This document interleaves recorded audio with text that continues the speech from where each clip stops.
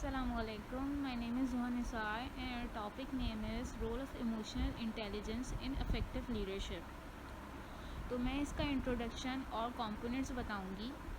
सबसे पहले इसकी डेफिनेशन देखते हैं। Emotional intelligence is defined as our capacity to be aware of, to control and to express emotion. Emotional intelligence एक ऐसी इंटेलिजेंस होती है जिसके ज़रिए आप अपने इमोशंस को मैनेज और कंट्रोल कर सकते हैं। बेसिकली ये कॉन्सेप्ट सबसे पहले सेलेवी एंड मेयर ने दिया था।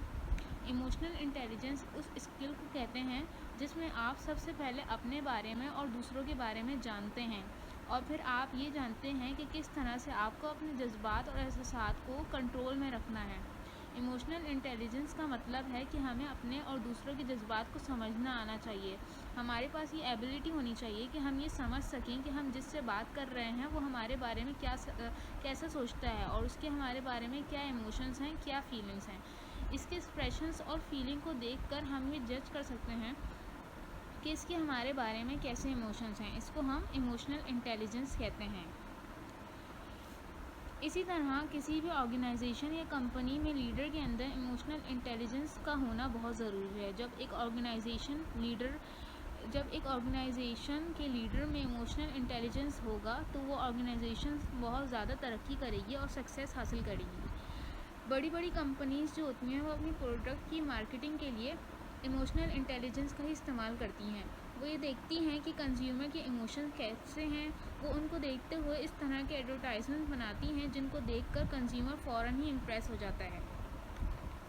काफ़ी कंपनीज अपनी एम्प्लॉय की परफॉर्मेंस को बेहतर करने के लिए इमोशनल इंटेलिजेंस का ही इस्तेमाल करती हैं। वहाँ पर लीडर ये देखता है कि हमारा जो एम्प्लॉय है वो अपनी जॉब से सेटिस्फाई है, इसकी सब नीड्स पूरी हो रही हैं। एक इमोशनली इंटेलिजेंट लीडर अपनी कंपनी के वर्कर के इमोशंस को देखता है कि क्या वो रिलैक्सेशन चाहता है, कि क्या वो छुट्टी चाहता है। क्योंकि जब वो देख लेगा कि वर्कर या एम्प्लॉय जॉब से सेटिस्फाई हैं और वो अच्छे से काम कर रहे हैं तो क्या होगा, एम्प्लॉय की परफॉर्मेंस अच्छी होगी, कंपनी को प्रॉफिट होगा। इस तरह इमोशनल इंटेलिजेंस के ज़रिए लीडरशिप का दुनिया के एक्सपर्ट के रिसर्च के मुताबिक अगर किसी लीडर के अंदर आईक्यू बहुत ज़्यादा है लेकिन इमोशनल इंटेलिजेंस नहीं है तो वो लीडर बहुत कम ही सक्सेस हासिल कर सकता है। इसके मुकाबले में अगर किसी लीडर के अंदर इमोशनल इंटेलिजेंस बहुत ज़्यादा पाई जाती है और इसका आईक्यू बहुत वीक है तो वो अपनी ज़िंदगी में बहुत ज़्यादा सक्सेस हासिल कर सकता है।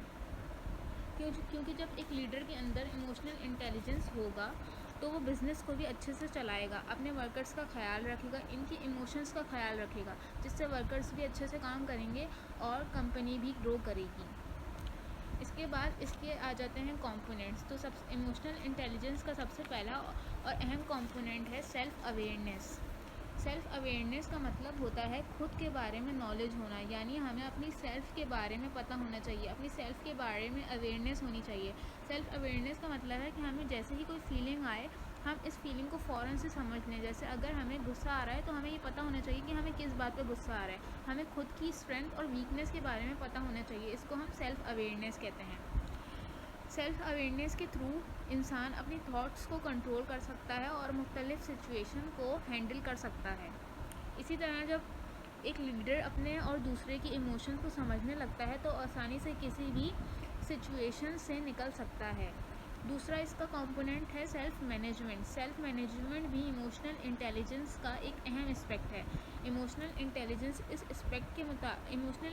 के इस कंपोनेंट के मुताबिक हमें ये पता होना चाहिए कि हमें किस तरह का इमोशन आ रहा है और हम इसे किस तरह से मैनेज कर सकते हैं और हम इस सिचुएशन से किस तरह से बाहर निकल सकते हैं। ऐसे लीडर जिनके अंदर लैक ऑफ सेल्फ मैनेजमेंट होती है वो अपने जज्बात को काबू में नहीं रख पाते, जिसकी वजह से उनसे बहुत से गलत डिसीजंस हो जाते हैं। लेकिन एक ऐसा लीडर जिसको अपने इमोशंस को मैनेज करना आता होगा वो कोई भी फैसला बहुत ज़्यादा सोच और समझ कर करेगा, पेशेंस में रहते हुए कोई भी डिसीजन लेगा।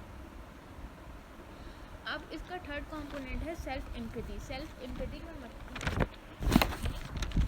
एम्पैथी का मतलब होता है दूसरों के इमोशंस को समझना। इस तरह कि अगर आप उनकी जगह होते तो आपको कैसा फील होता।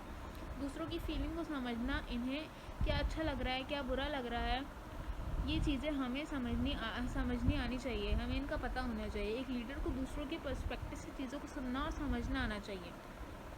एक अच्छा लीडर वही है जो अपने वर्कर्स की हेल्प करे। अगर वर्कर या एम्प्लॉय किसी काम में फंस जाएं तो उनको सही रास्ता दिखाए। लीडर को ये एहसास होना चाहिए कि अगर वो खुद इसी मुश्किल में फंस जाता तो वो दूसरों से क्या एक्सपेक्ट करता। जब लीडर के अंदर एम्पैथी होगी तो वो वर्कर्स की नीड्स का ख्याल रखेगा, उनको समझेगा और वर्कर भी अच्छे से परफॉर्म करेंगे। इमोशनल इंटेलिजेंस का लास्ट कंपोनेंट है रिलेशनशिप मैनेजमेंट। रिलेशनशिप मैनेजमेंट का मतलब है लोगों के साथ अच्छी तरह से रहना, लोगों के साथ खुश अखलाकी से पेश आना, क्योंकि ये हर एक इंसान का बेसिक राइट होता है कि उसको रिस्पेक्ट दी जाए। और एक अच्छा लीडर वही होता है जो कंपनी में एम्प्लॉय और वर्कर से अच्छे से पेश आए, कंपनी में आने वाले कॉन्फ्लिक्ट को समझता है और इसकी रूट कॉज को जानने की कोशिश करता है ताकि आगे कोई बड़ी प्रॉब्लम ना आए और ऑर्गेनाइजेशन में डिस्ट्रक्शन ना क्रिएट हो। इसके साथ साथ एक इमोशनल इंटेलिजेंट लीडर मैनेजर इतना इमोशनली स्ट्रांग होता है कि अपने आइडियाज़ को क्लियरली एक्सप्रेस कर सकता है और इसके अंदर इतना कॉन्फिडेंस भी होना चाहिए कि वो सही को सही बोल सकें। Assalamualaikum, I'm Sayyida Mahrooz Gilani. I'll talk about why emotional intelligence is important in leadership. सबसे पहले तो जब कोई इंसान खुद को नहीं पहचानता, अपनी वैल्यूज़, अपने इमोशंस को नहीं जानता, तो वो मेंटली स्ट्रांग नहीं होता। और जब कोई इंसान मेंटली स्ट्रांग नहीं होता तो वो अच्छा लीडर बन ही नहीं सकता, उसे दूसरों से डील करना नहीं आता और वो सही फैसले नहीं कर सकता। एक अच्छा लीडर जिसकी इमोशन इंटेलिजेंस अच्छी होगी वो लोगों को समझेगा, लोगों की उन बातों को भी समझेगा जो वो कह नहीं सकते।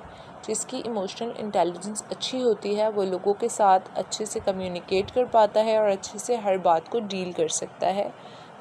जिस लीडर की इमोशनल इंटेलिजेंस अच्छी होती है इसका बिहेवियर भी अच्छा होता है और वो अपने एम्प्लॉयज़ के साथ अच्छे से रहता है और अच्छे रिलेशनशिप्स बनाता है और अपने एम्प्लॉयज़ के साथ अच्छा बिहेवियर रखता है ताकि एम्प्लॉयज़ उसके साथ अच्छा बिहेवियर रखें, उनकी बात को सुनता है, उनसे अच्छे से कम्युनिकेट कर पाता है। एक लीडर के अंदर दूसरों की बात को सुनने और इनकी आइडियाज़ को इम्पोर्टेंस देने की एबिलिटी होना ज़रूरी है। और एक लीडर तभी ऑर्गेनाइजेशन को अच्छे से चला सकता है जब वो बोलने के साथ सुनने की भी कैपेसिटी रखता हो।